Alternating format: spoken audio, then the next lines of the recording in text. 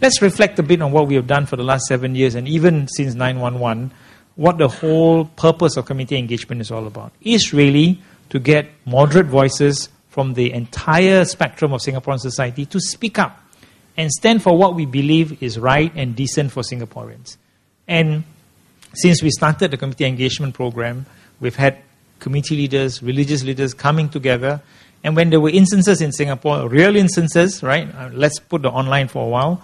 Well, we actually have come out together. Sometimes the IRO will come together. Sometimes community leaders will come together and says, we condemn this. So similarly, I think we need something online. Someone posts a remark. There should be enough voices to say, that's not on, brother. Right? That will inflame. Can you take it down? Now, you see whether we need a law. There's been a discussion whether we need a code of conduct. And really, I think it is something which for all of us to think as Singaporeans, because we do have a code of conduct in the real world. I mean, I know for a fact that if anything happens in the Muslim community, the first thing our Muslim leaders will do will call our fellow religious leaders from the Catholic community, from the Buddhist community, so that our relationship that we've built over the years are the avenues by which we can reach out to explain to them. Then they can pass on the information to their flock. Remain calm, guys. This is only one guy who's gone mad. The rest of the Muslim community doesn't share this, so that the message gets spread. So you need to have a similar architecture in the online community so that there are enough voices out there.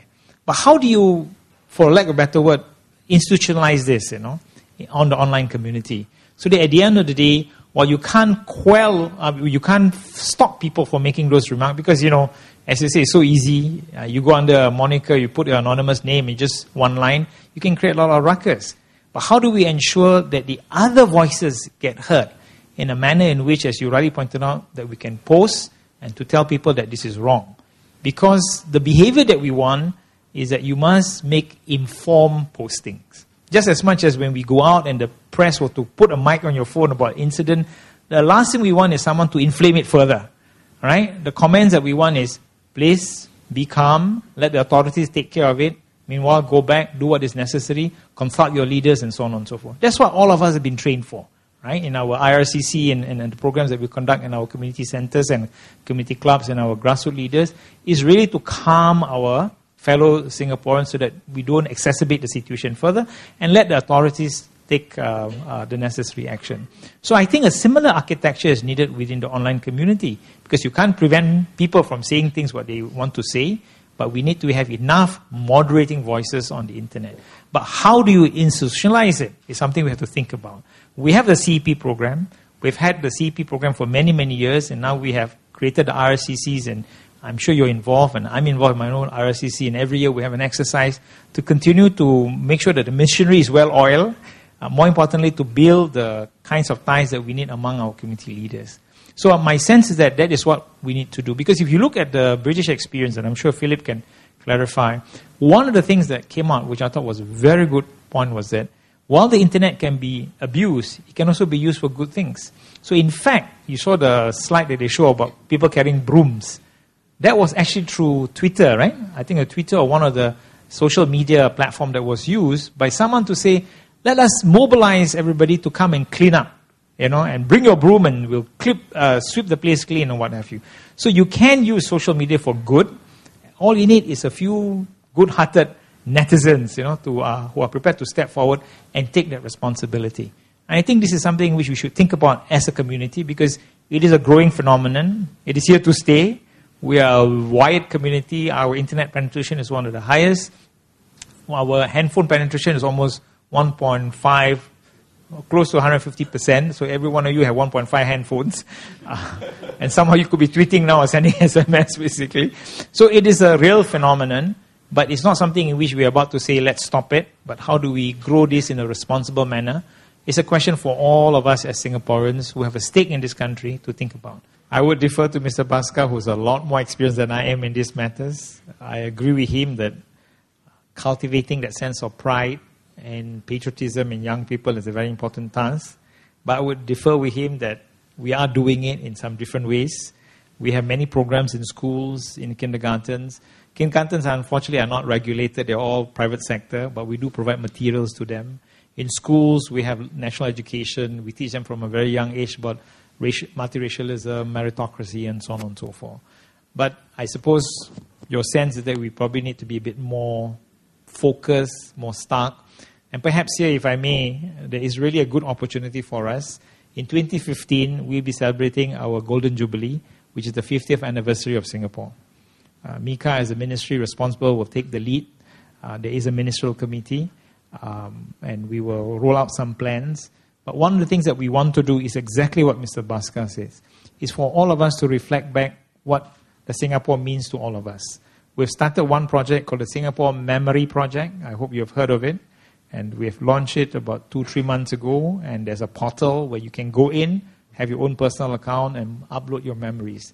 And the purpose is very simple. Mr. Bhaskar is a cultural man. He will understand this, that people remember things in many different ways, but stories and storytelling is a powerful means by which you can pass on values and narratives. And that's the purpose of the Singapore Memory Project.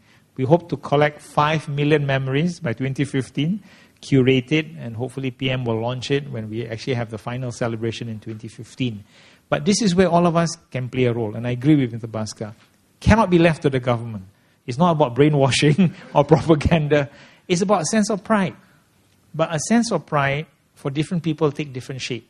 For example, if you're a sportsman, you're proud about our sporting achievement. If you're an environmentalist like me, I looked at it, I enjoy the green things that we have done. I'm proud of the achievements that we have made to shift some of our behavior towards reducing plastic bags, using more energy efficient light bulbs, controlling aircon because we have a role to play to make sure that we can pass on Singapore to the next generation intact.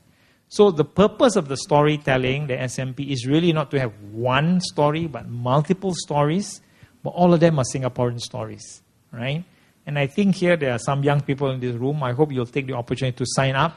You may be young, you may feel that 16 years old, you don't have enough stories. On the contrary, every story is important. Whether you're 60-year-old or 16-year-old, you can contribute your own life experiences. That will be part of the tapestry that we hope to develop into a narrative for all Singaporeans by 2015.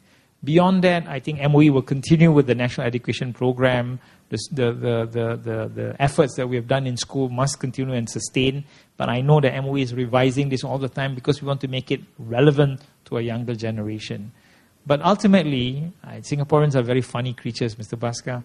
When they're in Singapore, they criticize us. When they're outside, they are very proud of Singapore. It's very strange behavior.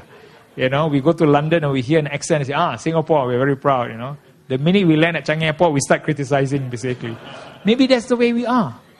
You know, my honest opinion is we accept Singaporeans as critical, which is good, but ultimately that criticism is for good, not for bad. We want Singapore to be better. So I agree with you, and I hope all of you here today and your friends outside, can you tell them that there is this project, and this is a really important effort because 50 years old, Singapore by 2015.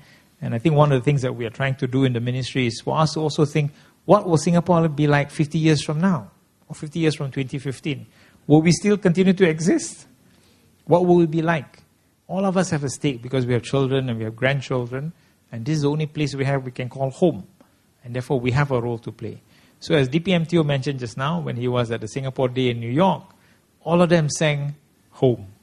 Right? So when we're overseas, as they say, when you're far away, the heart grows fonder, right? Basically. For some reason, that's the way we are as Singaporeans. But I think that's not too bad. Let's look at the positive side. There is pride in what we have done as a nation, but there's room for improvement. We accept that, and let's continue to work together. Right? So that's my response to Mr. Bhaskar. Thank you, sir.